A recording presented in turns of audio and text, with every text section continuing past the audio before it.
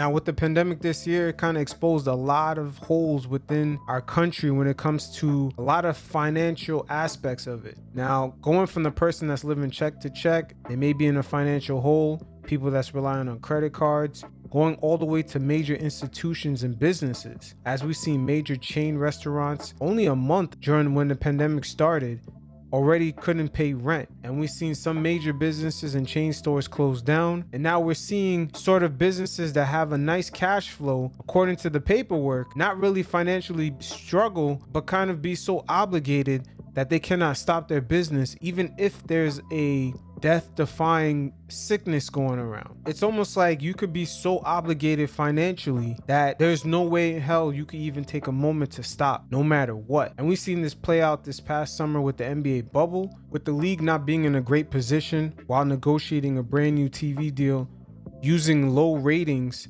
from the past few years, and at the same time their TV partners were already struggling before the pandemic. For them to just leave them hanging and not play any games for the rest of the year, the league pretty much was obligated to continue on and try to recoup as much money as they can. Now, to ensure some financial stability going forward, the league actually took out a $900 million loan from the private placement market. Now, the private placement market is just pretty much a bunch of institutional money, aka could be from major insurance companies, banks.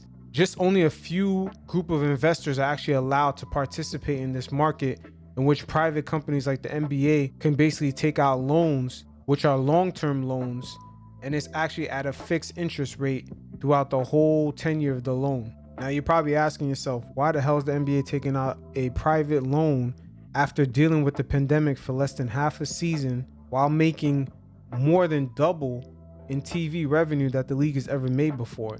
Because remember, their old TV contracts was for $966 million a year.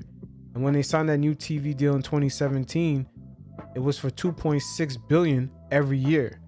So their revenues have jumped almost double. But you also got to keep in mind, with no fans being in the stands, that's 40% of league revenue. And a lot of these small market franchises were already losing money every year. And the league having the luxury tax program in which teams participate in that revenue sharing, it will not apply if there's no fans in the stands. So it kind of leaves the smaller market teams hanging, and they kind of got to pay for player salaries, while at the same time them relying on fans being in the stands is a crucial part of their business model.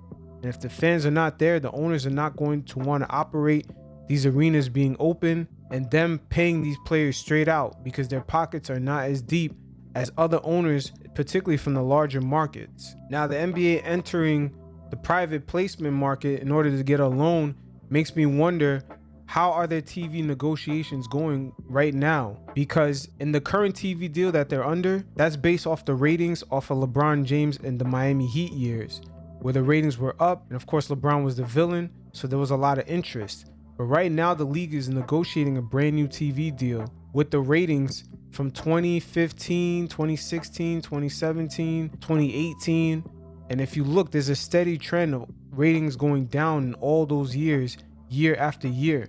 And of course, with their current partner like ESPN already dedicating a lot of money towards college football, especially the SEC, I'm just very curious of how negotiations are going forward right now. Because if they were going pretty good, the NBA would normally leverage those negotiations and get a loan, at least to cover them for this year and possibly next year, just in case the vaccines don't go out. But once again, with this type of loan, it's pretty much a relationship-based type loan, because more than likely, whoever gave the NBA this type of loan is most likely a business partner or just some entity that's very interested in making sure that the NBA survives in the long term during this pandemic. Because transactions in the private placement market tend to be more relationship oriented than transactional. Also, the way this was covered throughout the media, particularly the NBA media, outlets like ESPN, was pretty vague.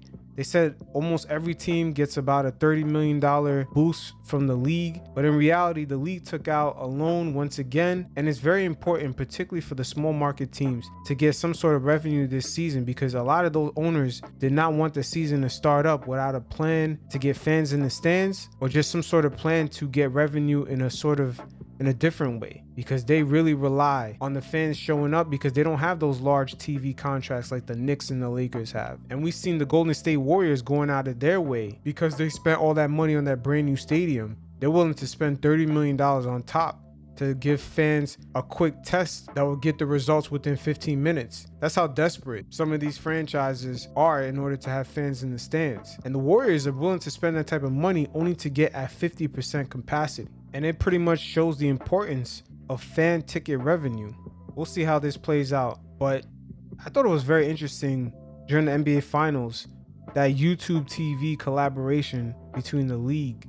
I believe the NBA may head towards a direction of securing the next deal, possibly with a tech company, maybe with Amazon, Apple TV.